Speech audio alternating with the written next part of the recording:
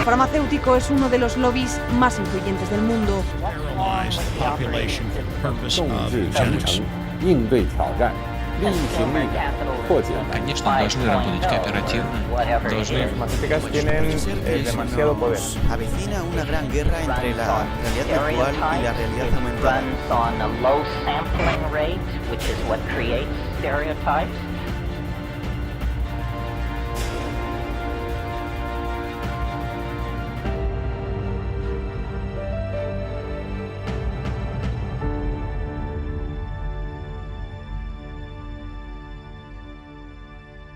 Nuevamente con ustedes, como todas las semanas, aquí en Humo y Espejos. Así que bienvenidos a esta nueva edición. Los voy a llevar enseguida con la columna de Azul Selene, que nos tiene esperando toda la semana. ¿Cómo estás, Azul? Marcelo, cuénteme. Bueno, ¿qué es lo que nos traen hoy? ¿Qué tal? ¿Cómo estás? Yo voy a hacer una referencia a la entrevista que hicimos con Dugin, y él en algún momento, los que lo vieron, si no les recomiendo que la busquen, él dice que el fin último de lo que estamos haciendo, de todo este proceso del individualismo, del liberalismo que se ejemplifica en un liberalismo extremo, termina siendo el transhumanismo, que es la destrucción en sí del ser humano. Esto parece muy lejano, hasta que llegó a Azul. Y ahora que me volví adicta a buscar noticias de esto, estoy... Pero bueno, hoy traigo otra noticia así también relacionada con el transhumanismo, ya van, no sé, como 4, sobre un bioquímico que se llama Josiah Zeiner, que lo que está haciendo es cambiar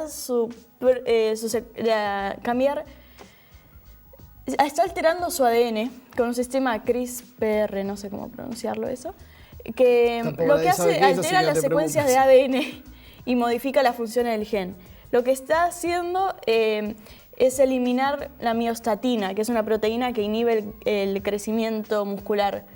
Y aplica tecnología de corte de genes para potenciar fuerza y sentidos. O sea, se está mejorando físicamente por medio de cambiarse desde genéticamente. Bueno, esto hace mucho tiempo se contaba, que a la habitual disparidad que hoy tenemos entre el que tiene mucho dinero y el que tiene poco para poder competir, porque la competencia nunca es igual, más allá que esté bien o mal, no es libre, se planteaba esto: no vas a poder competir con el tipo que tenga plata, porque el tipo va a ser superior físicamente, pues se va a mejorar. Y ahora, bueno, ya tenemos el primer caso. Sí, fíjate que él, como lo presenta también, es que él quería hacerse superhumano. Sí. O sea, ya desde la palabra te explica que él lo que está buscando es potenciar todo lo... Y él lo que tiene es, le dicen biohackers, tiene una empresa que vende kits de modificación genética. O sea, no es como algo, viste, que antes se hablaba muy secreto, muy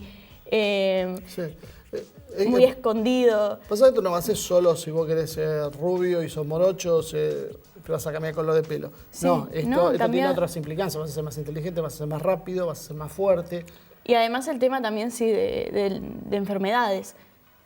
De la resistencia y de las enfermedades van a aparecer. Sí, y es que se abren tantas posibilidades con eso. La idea es que busquen también en el uso militar, porque también esto se aplica en el uso militar, precisamente la mejora física.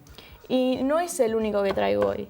Traje otro de Estados Unidos que también se está haciendo una mutación genética, que lo que hace, lo que está buscando, que después voy a pasar el video, es hacer una mutación genética que le permita ver el espectro ultravioleta.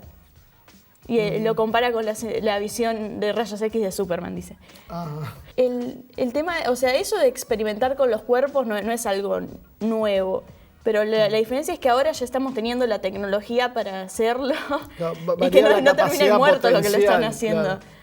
Claro. Y de nuevo planteamos, tipo, hay límite. Es que bueno, que el problema es que queremos que haya límite. La tecnología avanza a un ritmo muy superior a lo que avanzan todas las convenciones éticas, morales. Ciencia ficción, pero es algo que está pasando y te lo hacen tipo y te lo suben a YouTube para verlo. Así que yo diría que pasemos un pedacito del video para que vean que sí, para verlo el tipo haciéndolo. Así que vamos a ver el video. Live in the present and gift is for the gifted. This what you came, this what you came for. You get what you buy, this what you pay for. So make sure the stars is what you aim for. Make mistakes though. I never worry, life is a journey. This is just normal Scotch packing tape.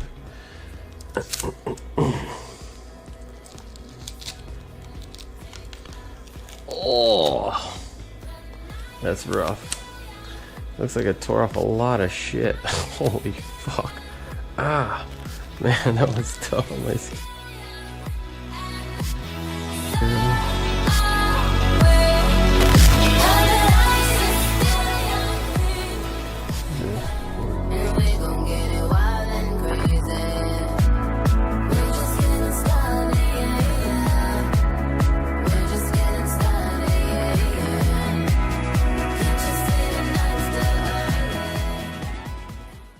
Bueno, es lo que estábamos hablando, o sea, entramos en dos puntos. Uno que es yo no sé si la superación, porque no sé si el ser humano tendría que ser concebido desde este punto de vista, pero hablamos del nacimiento de un nuevo ser, ente, porque ya también va a llegar a un punto en que va a costar saber si son humanos o no, o si somos humanos, si es como dice Dugin, que vamos a dejar de ser humanos, o si la cosa pasa por otro lado. Sí, pues ya deja de ser algo así de médico, biológico, ya ser un debate filosófico.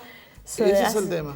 Ese es el tema. Lo que pasa es que la filosofía no avanza, o sea, avanza a ritmos muchísimo más lentos de lo que avanzan las capacidades tecnológicas. Entonces, es como si vos a un chimpancé le das le das una ametralladora y decís, vamos a ver qué le hace el chimpancé, a ver cómo juega con la ametralladora. Bueno, ese es un poco lo que lo estamos enfrentando. O sea, no sabemos a dónde vamos. Y esto si lo sumamos a la inteligencia artificial, que tendría que ser un buen otro programa para ver. Que ya hay gente ya advirtiéndolo también, así que hay de los dos lados, lo que te dicen, sí, vamos, sigamos avanzando, y otros que te dicen, avanzamos, pero tranquilo, tenemos que ir poniendo ya unas reglas, unas limitaciones, bueno, se puede... Vamos a ver cómo retrocedemos. Sí, así que, bueno. Bueno, Ivonne, vamos con vos entonces para el cierre del programa.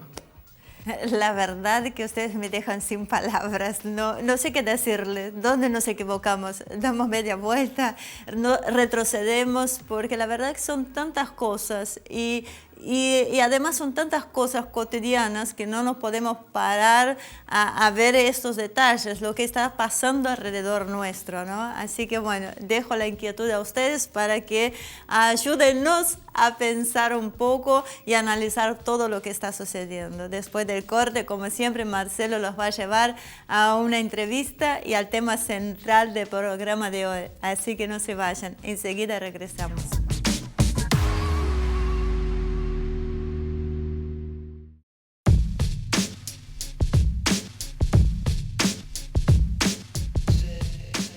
Bueno, Gustavo, estamos con Gustavo Bagú.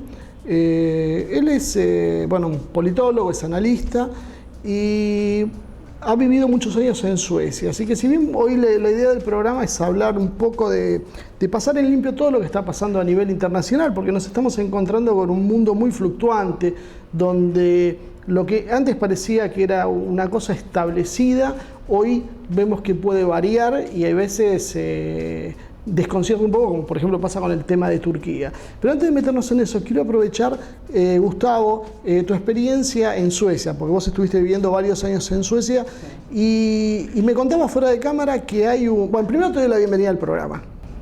Un saludo a toda la televidencia. Y ahora, porque si no después me retan los editores, me gustaría que me cuentes cómo fue tu experiencia, porque vos me decías fuera de cámara que lo que estamos empezando a vivir acá vos lo viviste hace 20 años en Suecia. ¿A qué te referías con eso? No, bueno, me refiero a la llegada del feminismo. Es una cosa que yo ya la viví en Suecia y que yo vine acá, volví a Argentina en 2002, en plena crisis. Y el choque era enorme. Argentina está más o menos unos 15 años, 15, 20 años atrás de Suecia en el desarrollo social de muchas cosas, especialmente en el tema del feminismo. Cuando llegué acá, prácticamente en el año 2002 no se hablaba de esto. Te diría que hasta hace 3, 4, 5 años como mucho, en un tema secundario, terciario. Recuerdo cuando empecé a ver televisión acá en el año 2002, había un programa en el canal 26, estaba Ernesto Serenellini, y decía, bueno, y ahora me voy al corte con esta imagen, ¡pum! Y te pasaban una chica en bikini. En Suecia vos haces una cosa así, no trabajás más en tu vida. O sea, te matan. Acá ya va a pasar eso, supongo que Ya ahora... está pasando. Ya está pasando. Bueno. Lo cual yo no veo mal que no objetivices a la mujer, me parece bárbaro. Te digo, yo no sé si no hubiese vivido 23 años en Suecia, cómo hubiese reaccionado a esto. Pero después de 23 años en Suecia, que diga, me voy al corte con esta imagen y ves una chica en bikini, chao. No, en Suecia hay una ley que vos no podés usar el cuerpo de la mujer con respecto al cuerpo del hombre, no sé si existirá lo mismo, salvo que sea, por ejemplo, no puedes usar una mujer desvestida para vender un auto. Si vas a usar una mujer desvestida, va a ser para vender un corpiño, una bombacha, una cosa así. No sé cómo será la ley acá en Argentina al respecto. Yo a veces digo en broma, porque el feminismo en Suecia es violento, rompe vidrieras, pone bombas, prende fuego. Es un feminismo que todavía no lo tenemos acá, así. Acá te hacen una pintada, pero allá es violento. Hay mujeres que han sido condenadas a condena de cárcel. Yo en broma digo que lo que deberían hacer es darle una condena de trabajar un año en el programa de Tinelli. Ahora dicen que el problema, yo creo que a veces hay reclamos que obviamente creo que todos compartimos, el tema de que sean iguales, que tengan los mismos derechos, que no sean explotadas. Ahora, da la sensación como que hay algo más profundo en este tema. Por empezar, creo que hay un enorme negocio atrás de eso. Hay mucha gente que vive de vender la necesidad y después las ayudas estatales o privadas para combatir esa lucha. Hay fundaciones que se dedican no solamente al tema de género, sino al tema de la inmigración. Están vinculados, hay vasos comunicantes entre las cuestiones inmigratorias y las cuestiones de género. En Suecia está esta señora Barbara Spectre, no sé si la sentiste nombrar, Barbara Spectre. Está en Estocolmo, tiene una fundación, no me acuerdo cómo se llama la fundación. Esta fundación está dedicada a fomentar el multiculturalismo. Recomiendo buscar los videos de ella, porque que yo lo cuente acá es preferible escucharlo de ella directamente. Barbara Spectre, Estocolmo. Creo que es aunque ella no lo menciona, los antecedentes de esto que ellos están haciendo, el multiculturalismo, es el plan Coudenhove-Kalergi o plan Kalergi del año 1923. El conde Coudenhove-Kalergi diseñó un plan para ir diluyendo la identidad europea, que era una identidad claramente discriminatoria, antisemita, ir fomentando a través de la inmigración, disminuyendo Sí, diluir ese componente nacionalista. Sí. Y es algo que no es necesariamente malo. Hablábamos de Suecia. En Suecia hay dos temas, pero el principal tema de la sociedad en Suecia es la inmigración. Hay mucha bronca contra los inmigrantes, lo estamos viviendo acá también, ahora. Acá son los bolivianos, los paraguayos, y allá son los musulmanes. Los suecos se sienten invadidos, sienten que tienen todos los recursos del Estado a su disposición, que están manteniéndolos. En realidad, esta inmigración es necesario tanto para los países de los cuales esta gente emigra, como de los países a los que inmigran, porque en el mundo árabe, en el año 2000, había 280 millones, en el mundo árabe, ¿no? Desde Marruecos hasta Irak, 280 millones de árabes. En el año 2015, 370 millones. Y en el año 2025 va a haber 450 millones. No tienen la capacidad de mantener a esta gente, estos países. Por otro lado, Europa tiene el problema contrario, tiene un déficit de población. Y la pirámide poblacional, uno de los problemas que tienen en Suecia es el tema de la jubilación. En Suecia no te jubilás antes de los 65, ni que seas docente, o viste, acá los docentes se pueden jubilar con menos. Por ahora.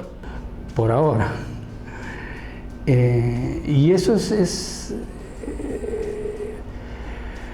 lo dijo Merkel, ¿no? O sea, Alemania necesita mano de obra. Toda Europa necesita de la inmigración. Ahora, eso pasa mientras se hacen políticas que en realidad van en contra de la natalidad. O sea, hay como una cosa media esquizofrénica, porque realizan políticas donde van en contra de la natalidad, donde destruyen sus propias raíces, llaman a incorporar inmigrantes musulmanes, pero a la vez también los terminan repudiando. O sea, ¿a qué obedece todo esto? Porque no se entiende demasiado bien. Ni idea, pero te digo una cosa. Si la idea, estamos especulando. Estamos especulando.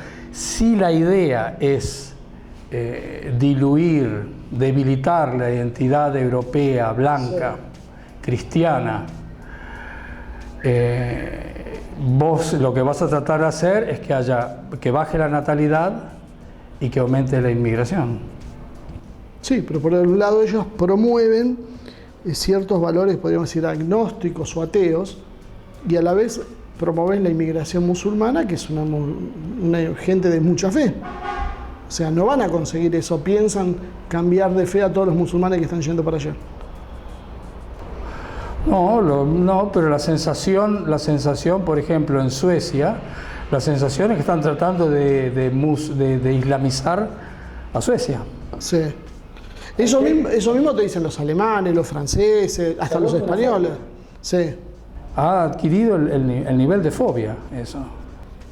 ¿Y hay alguna posibilidad de que esto realmente pase? No. Vos me decías antes que después de la caída de la Unión Soviética se empezó a desmantelar el estado de bienestar europeo. Ya había empezado un poco antes. Sí. Había empezado un poco antes porque en Suecia se miraba mucho. Te hablo mucho de Suecia. Cuando digo Suecia estoy hablando de Noruega, Finlandia, Dinamarca, toda la región, ¿no? Sí. Incluso Alemania. Muchos miraban a Japón, sí, porque en los años 70, 80 Japón era el modelo. ¿Cómo hacían los japoneses las cosas? Y trataban de copiar, trataban de traer el modelo, trasplantarlo a Suecia, lo cual no necesariamente funciona. Suecia tiene un problema parecido al que tenemos nosotros. Ellos lo tienen con el norte, nosotros lo tenemos con el sur. Quieren desarrollar el norte. Por razones estratégicas quieren poblar y desarrollar el norte. Nosotros queremos desarrollar y poblar la Patagonia, o queríamos por lo menos.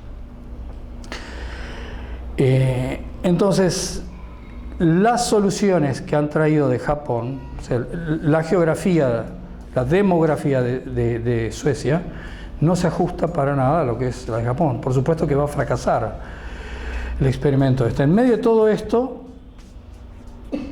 implota la Unión Soviética y con eso desaparece un freno que tenía el capitalismo, que lo humanizaba. Desaparece y al principio como que no se nota, como que el capitalismo no se halla en la nueva situación y no sabe sacar provecho, pero con el tiempo lo logra. Con el tiempo va avanzando y lo va logrando, y bueno, y ahora estamos viviendo Sí, al no haber la amenaza comunista, hay piedra libre para hacer lo que quieras. Con respecto a Suecia y el multiculturalismo, Suecia probablemente es uno de los países donde más se ha vivido esto. Más del 10% de la población sueca es musulmana. Lo que pasa es que a veces como que hay una cosa que parece natural, es decir, bueno, es bueno el multiculturalismo, es buena la tolerancia religiosa, es buena la variedad étnica, es bueno conocer otras experiencias, pero hay gente que también está en contra de eso. Y vos me decís que la experiencia no ha sido muy buena en Suecia. No, O sea, no, ¿qué te aporta y qué no te aporta el multiculturalismo? mira, es una pregunta lo que te puedo contar es lo siguiente. Cuando yo llegué a Suecia, había tensión. Había una tensión, pero nunca se manifestaba esa tensión. Una tensión entre los suecos y los no suecos, ¿no? Yo llegué en el 79. A poco de llegar, ahí hubo un problema en Dinamarca, que está justo ahí enfrente, con un campo de refugiados iraníes que entraron en la ciudad, creo que era Kalundborg. Entraron en conflicto con la población local. Y llegó a ser muy violento eso, y adquirió mucha trascendencia en Suecia, en los medios. Esto que pasó en Dinamarca se trasladó a Suecia. Al año siguiente empezó en una ciudad en el sur de Suecia, un granjero que andaba en su tractor, formó un partido antiinmigrante. Fue echado del partido al que él pertenecía. Estaba totalmente prohibido ser antiinmigrante, era políticamente incorrecto manifestarse en contra de la inmigración, era discriminatorio. Bueno, con el tiempo se fue instalando eso. Llegó el partido Nueva Democracia, que consiguió escaños en el Parlamento, sobre el único tema de ellos era la inmigración, ponerle un freno a la inmigración. Y de ahí en más no ha hecho más que crecer. Se ha trasladado a todos los demás partidos, incluso los partidos de izquierda y la socialdemocracia, que eran partidos que tenían una vista benigna hacia la inmigración, fueron cambiando. Se derechizó todo, la izquierda se derechizó. O sea, ¿qué tiene de bueno?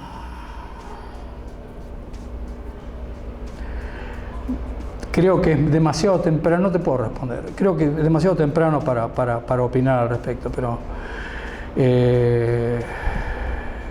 hay mucha agresión. Ahora vos me decís que se derechizó.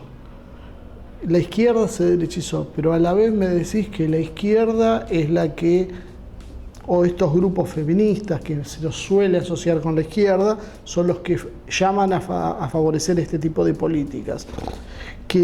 ¿Cómo termina de entenderse entonces este cuadro? La izquierda, a partir de la caída del muro, se queda sin su sujeto histórico, que era el trabajador, sí, como movilizador de los cambios sociales. Y entonces comienza a buscarse un nuevo sujeto histórico, y entonces ahí tenemos el indigenismo, el feminismo. La izquierda comienza a volcarse hacia estos temas y a hacer pata en esos temas particulares. ¿Es cierto que está la mano de Soros atrás de esto? Yo estoy convencido. Las ONG de Soros financian todo este tipo de cosas. ¿Y para qué? ¿Qué ventajas sacan? O sea, vos sos Soros, ¿para qué vas a promover esto? Cambiar la sociedad. Una sociedad sin raíces. Una sociedad distinta, una sociedad con otros valores, una sociedad con otro sentido común.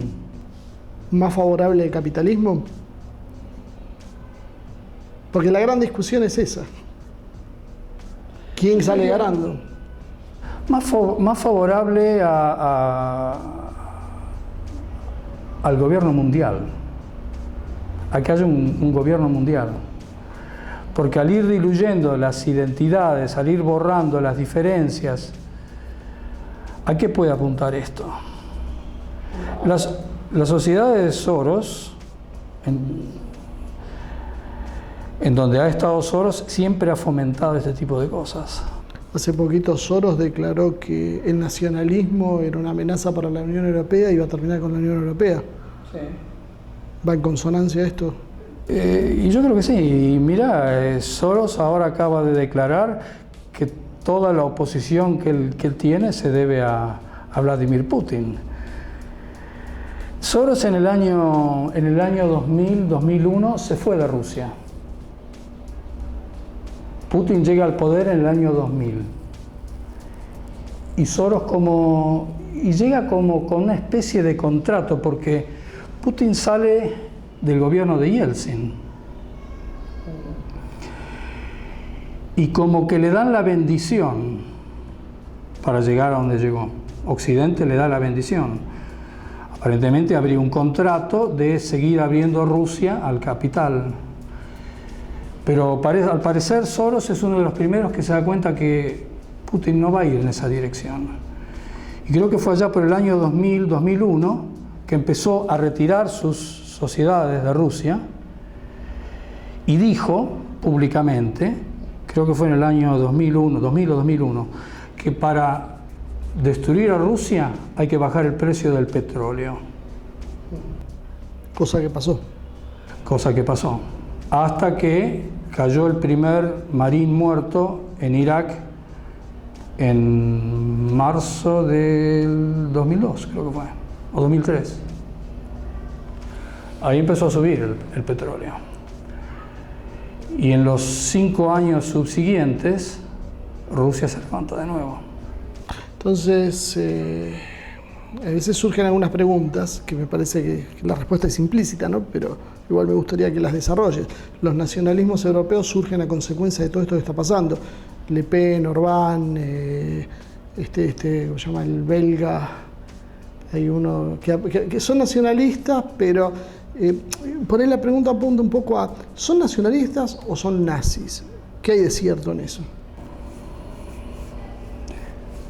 Los nacionalismos en Europa nacen sobre el tema de la inmigración. Se nutren fundamentalmente del tema de la inmigración. No es un nacionalismo... y por supuesto abarcan dentro, o sea, como no existen partidos de ultraderecha, los nazis se vuelcan a esos partidos, porque es lo que tienen más cerca. Y en alguna medida pueden llegar a influir en la manera, en cómo se presentan, en cómo gobiernan cuando llegan al poder. ¿Proyección a futuro? ¿Van a seguir creciendo? Yo creo que no. Yo creo que están acotados. ¿Son una misma válvula de escape del mismo sistema? Están acotados. Yo creo que podrán tomar el poder en algún país, pero no en un país central. Algo periférico. Algo periférico. Bueno, Gustavo, vamos a un corte y ya volvemos.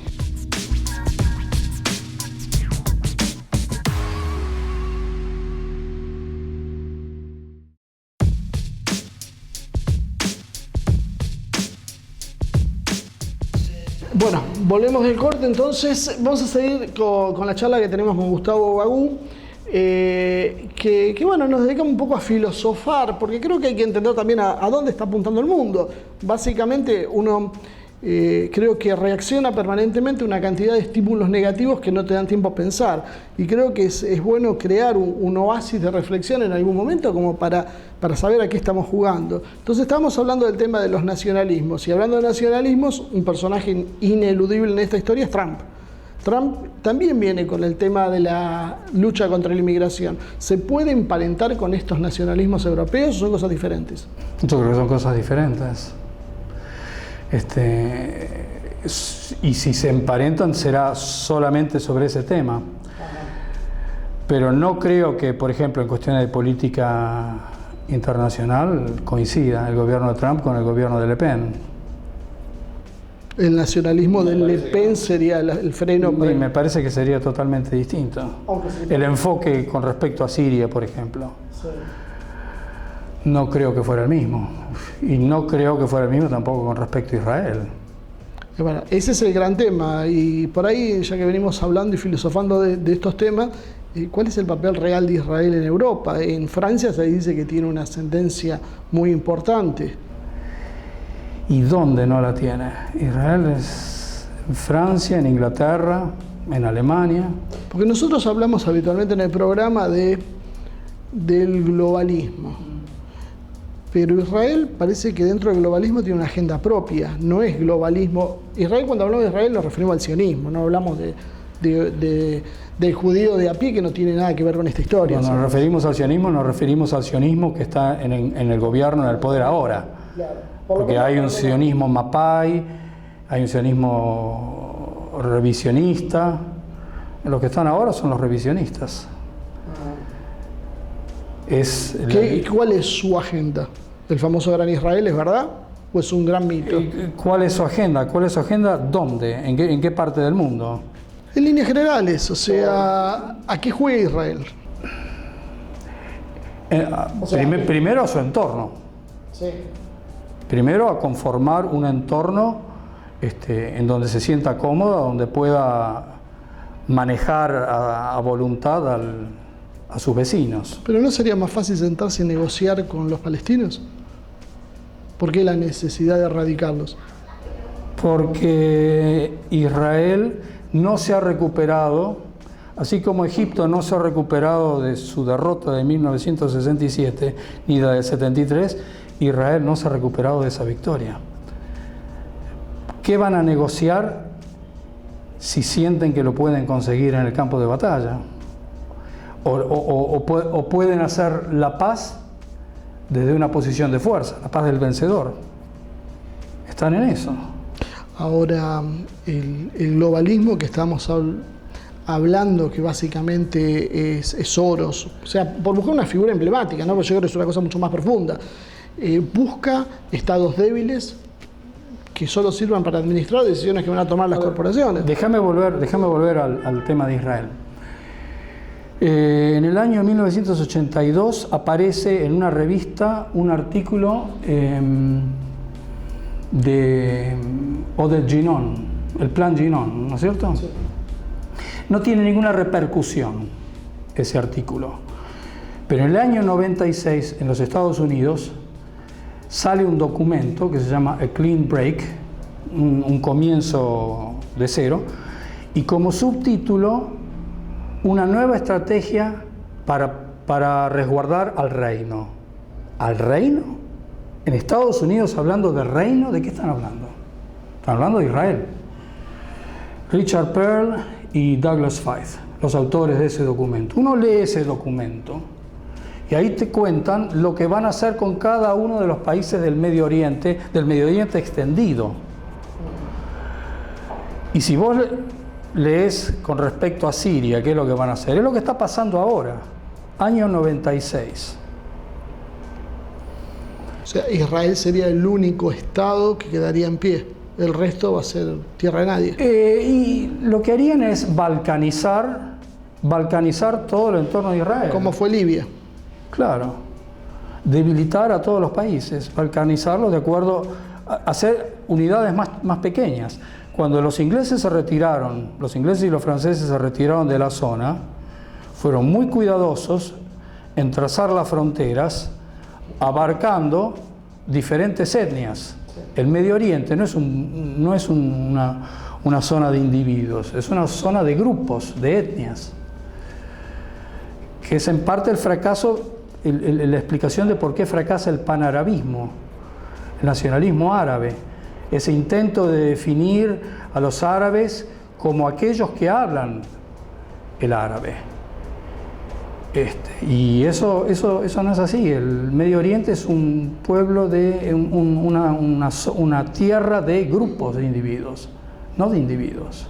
Y sobre eso trabaja Israel. Claro, sobre eso están trabajando ahora. O sea, las fronteras dejaron, fíjate en la India y Pakistán. No dividieron los países por sus etnias y por sus religiones. Los mezclaron a propósito para en el futuro poder controlarlos. Y es lo que está pasando en Siria ahora. La balcanización de Siria, que entra en su segunda etapa ahora.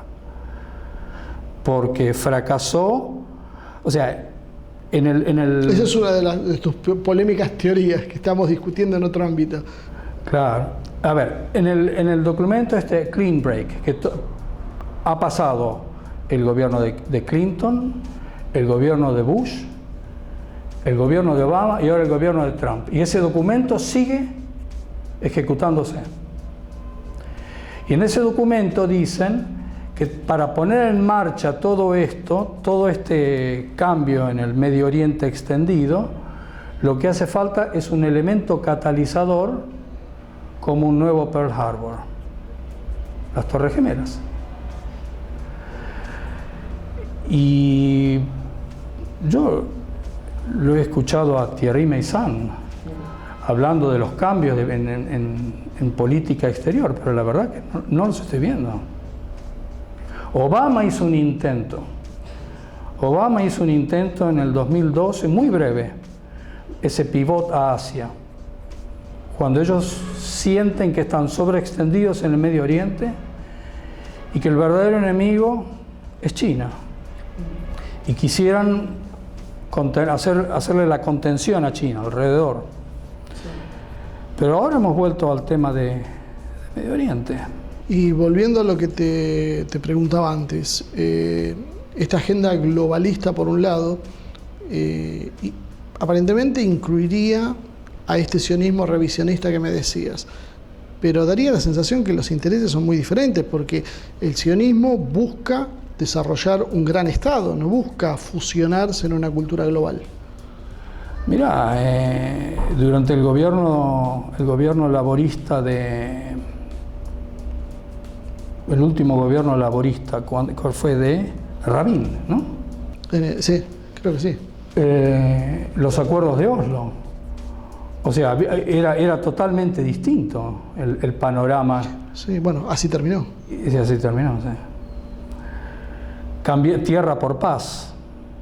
O sea, y yo creo que el sionismo Netanyahu, como el padre de Netanyahu, son del sionismo revisionista. Pero ellos han cambiado al sionismo revisionista. No era un sionismo de ultraderecha. Ellos lo han ido cambiando en la medida de las posibilidades. O sea, las guerras les han ido habilitando la posibilidad de ir cambiando, de ir imponiendo una paz desde la fuerza. Eso explicaría, en cierta medida, entonces, por qué Trump juega con Netanyahu y, por otro lado, estaría mal llamar a Soros de sionista. Yo creo que Soros... Además, hay algunos sionistas que dicen que es un enemigo del sionismo, Soros. La élite económica mundial está dividida. Yo mucho de eso no entiendo, pero hay dos grupos, hay una fractura clara que se ha producido con el gobierno, con la llegada de Trump, que se ha visibilizado. El mundo se ha dividido. Sí. Las élites económicas mundiales están divididas y Trump pasaría a representar,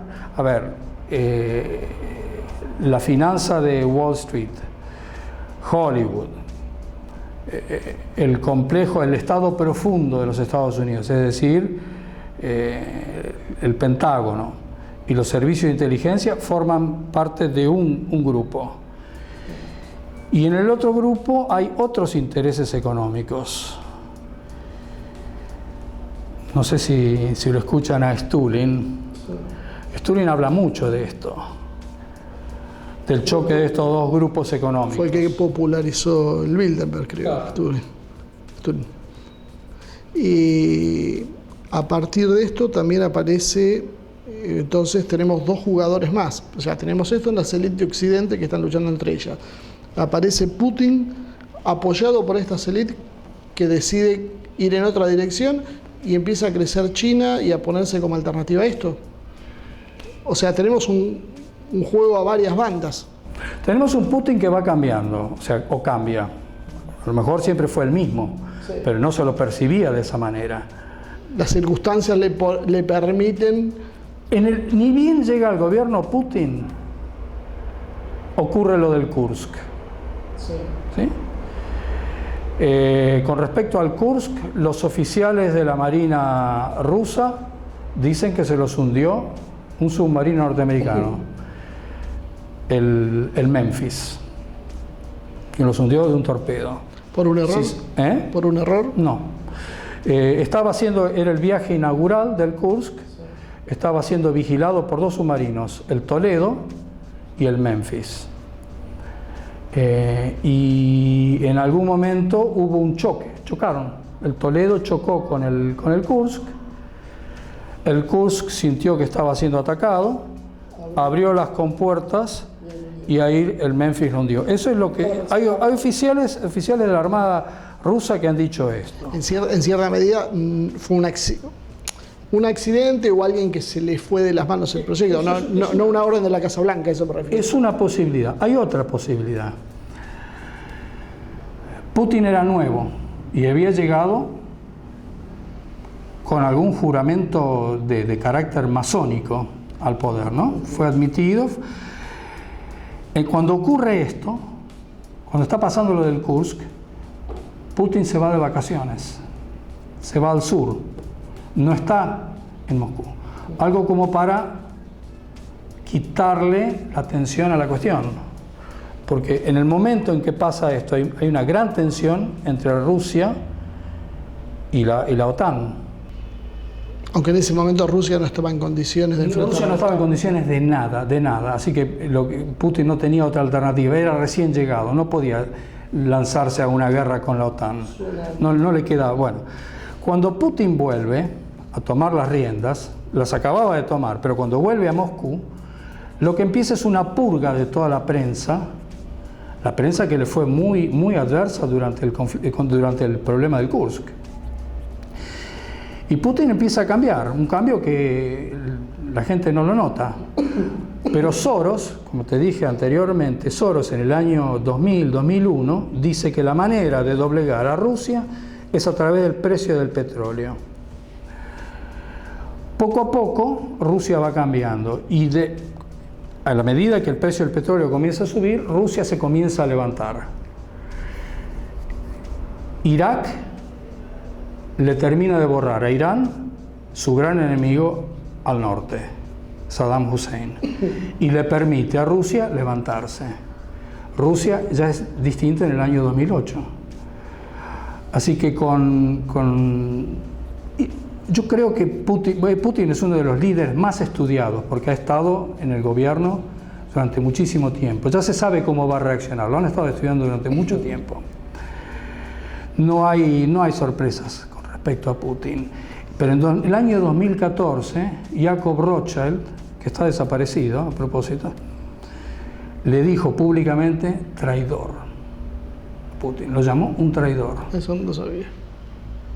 Es casi un honor. ¿Pero qué quiere decir? Sí. ¿Qué está queriendo decir con eso que es un traidor? Bueno, esto entraría en la línea de lo que vos estabas diciendo. Tenías que hacer una cosa y estás haciendo otra. Año 2014.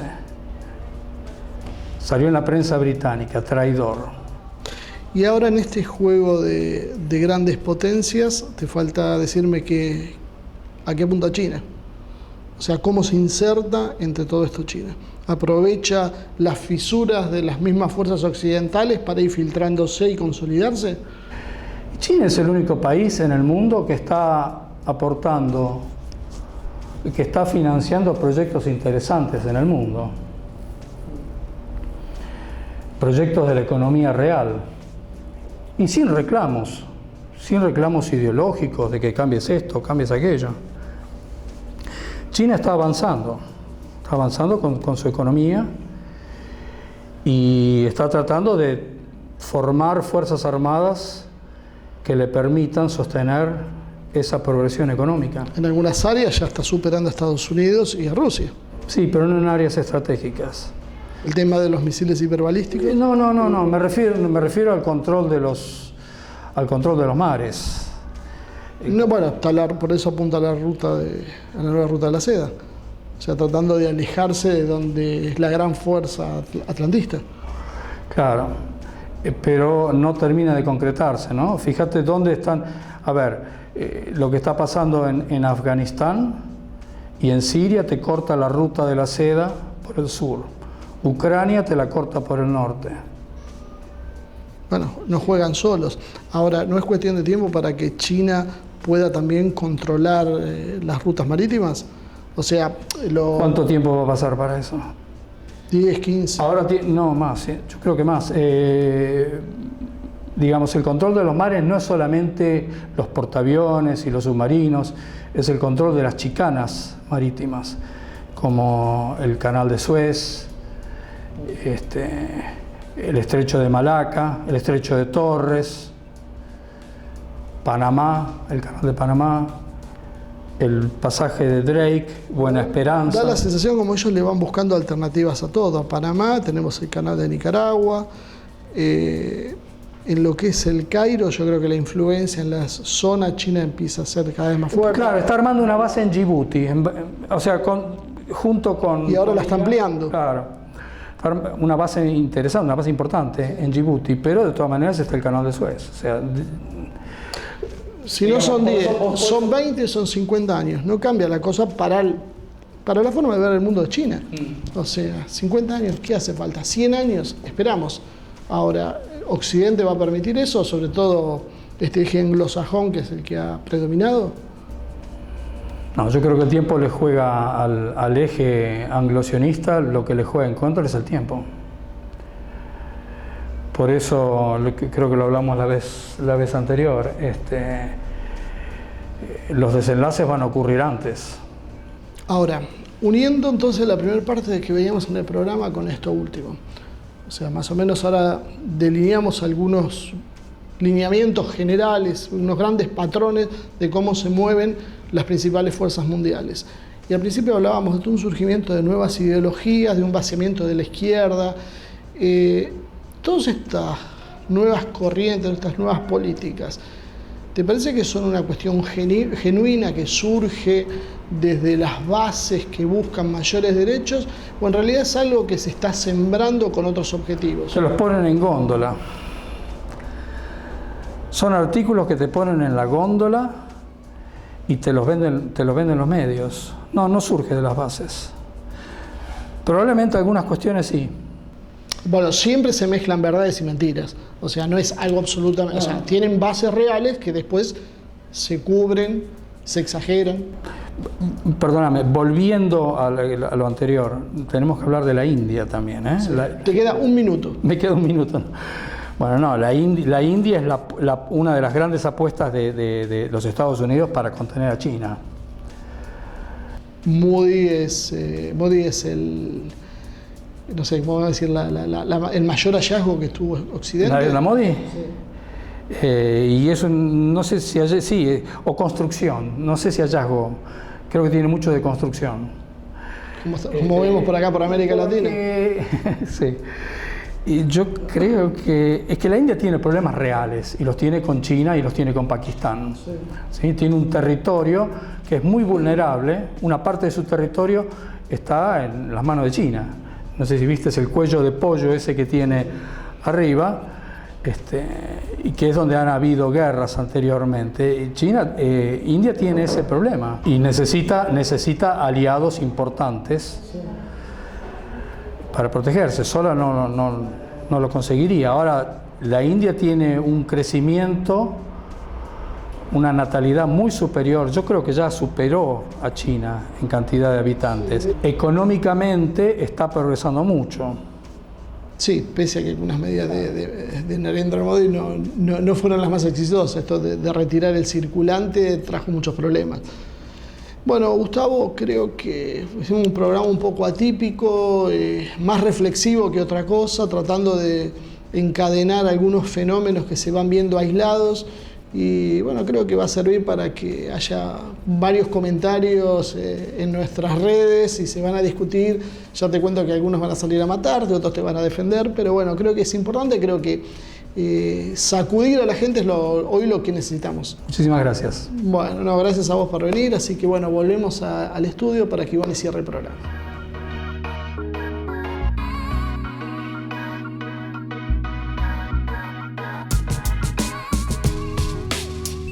Gracias, Marcelo. Muchísimas gracias por la entrevista. Realmente encantada, de cierta manera, con el programa y con toda la repercusión que estamos teniendo, con toda la inquietud que estamos dejando a la gente que nos siguen. Así que esperamos que sigan así, acompañándonos dejando sus comentarios en nuestro canal de YouTube, recomendándolo a sus amigos y por supuesto inscribiéndose y encontrándose con nosotros todas las semanas aquí en Humo y Espejos.